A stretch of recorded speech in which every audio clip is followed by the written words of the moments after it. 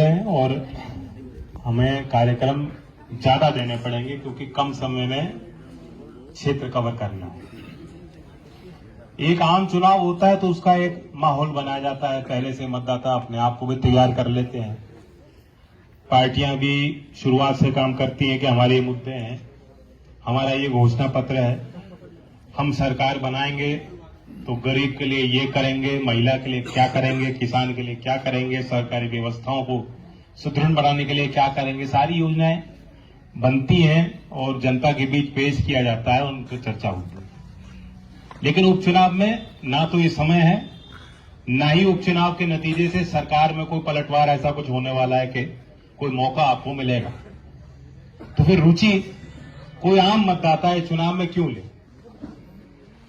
गांव के लोगों को तो इसलिए लेनी चाहिए क्योंकि हम लोग पिछड़ रहे हैं। ये दुर्भाग्य है कि साल 75 हो चुके हैं देश की आजादी को, लेकिन बराबरी अभी भी एक आदर्श की तरह रह गया है जिसे हम हासिल नहीं कर पाए।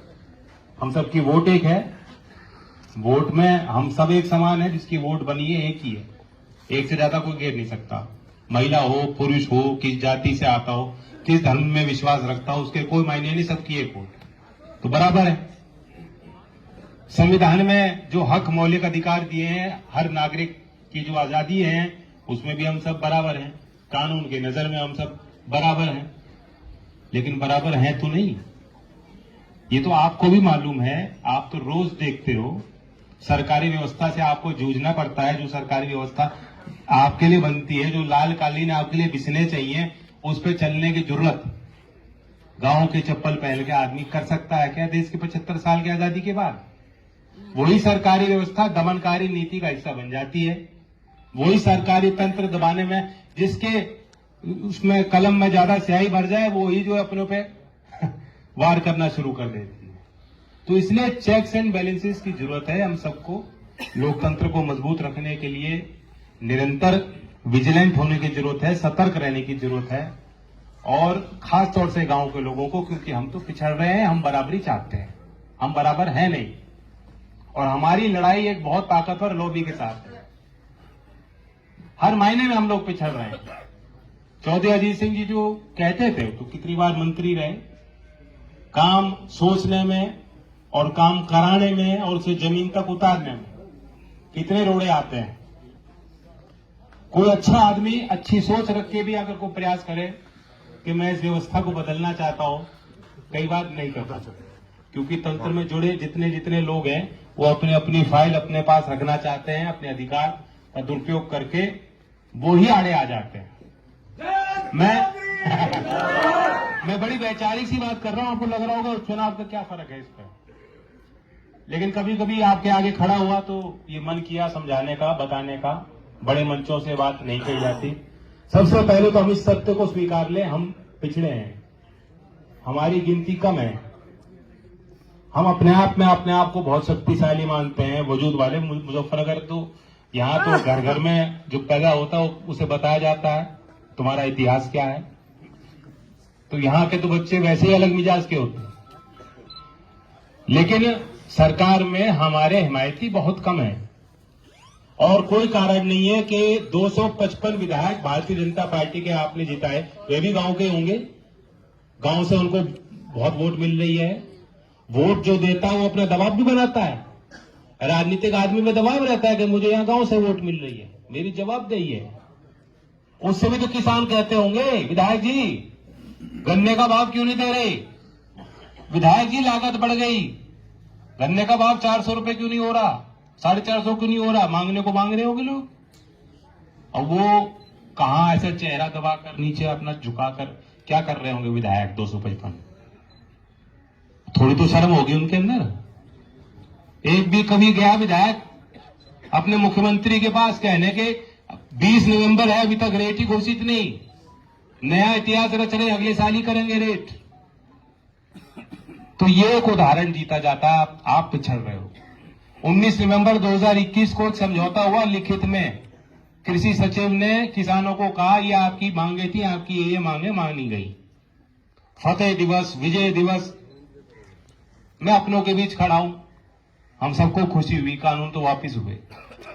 लेकिन जो बाकी मसौदा था, जो सारी चीज थी, कुछ हुआ क्या उसमें? उन्होंने कहा एमएसपी की हम समिति बनाएंगे, समिति बनाई। 26 लोग उस सदस्य हैं उस समिति में, और जो संगठन वहां बैठे थे धरने पे, उनको कहा 3 सदस्य अपने बना लो। 26 के सदस्य की समिति और 3 सदस्य किसानों को कहा तुम अपने बना लो। क्या करेंगे वो 3? उन्होंने कहा था बिजली में जो कानून आ रहा है उसका प्रभाव किसानों पर नहीं पड़ेगा, जो मुकदमे दर्ज हुए आंदोलनकारी किसानों पे वो वापस लिए जाएंगे, एमएसपी को सुनिश्चित किया जाएगा। कुछ नहीं हुआ।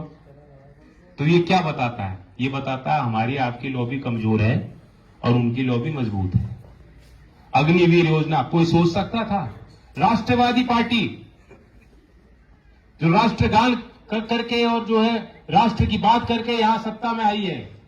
पिछली बार युद्ध हुआ, युद्ध की उन स्थितियों में, परिस्थितियों में मोदी जी को दोबारा मैंडेट मिला, वरना ऐसा मैंडेट शायद गांव के लोग देने वाले नहीं थे।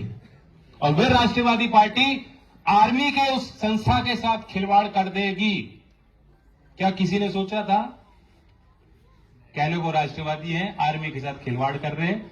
लड़ना हमें चीन से, मुकाबला हमें पाकिस्तान से करना है। लाल आंख उनको दिखानी, लाल आंख अपने नौजवानों की तरफ दिखा रहे हैं। तो यहां अगर हम लोग ये नहीं माने पहले हम पे छड़ रहे हैं, हमारी लड़ाई कोई लड़ नहीं रहा, हमें खुद लड़नी पड़ेगी। हमारे बीच के जो लोग हैं उन्हें ताकत दो।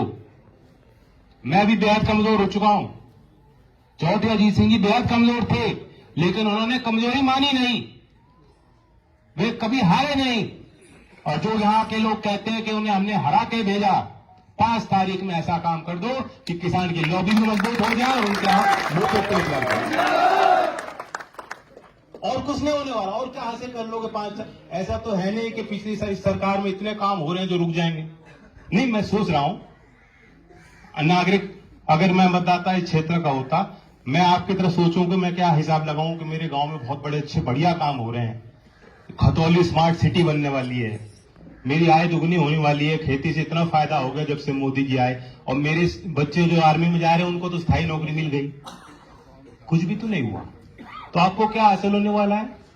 कम से कम 5 तारीख के चुनाव के बाद जो विश्लेषण हो कि भाई क्या हुआ, नतीजा 3 सीट यूपी में जा रही हैं, और खतौली के उपचुनाव का नतीजे का विश्लेषण हो, तो ये तो हो कि चौधरी साहब की कर्मभूमि चौधरी साहब के साथ है, उस विचारधारा के साथ है। किसान भारतीय जनता पार्टी से नाराज हैं, रुष्ट हैं कि आपने गन्ने का भाव नहीं दिया, कि खतौली क्षेत्र का नौजवान कह रहा है कि 4 साल की अग्निपथ योजना बेकार है, हम इस योजना को स्वीकार नहीं करते। हम चाहते हैं कि स्थायी पक्की नौकरी मिले, हम चाहते हैं सरकारी भर्तियां होती है समय पर हो, हम चाहते हैं जो बिजली का बिल इतना महंगे आ रहे हैं हम चुका नहीं पा रहे, कुछ छूट किसान को मिलनी चाहिए। अगर इन बातों को हम हासिल करना चाहते हैं तो 5 साल में पहले चोट, और चोट नहीं दोगे, कुछ मांगोगे नहीं, तो आपको अधिकार को देने वाला नहीं, कोई उपकार करने वाला नहीं।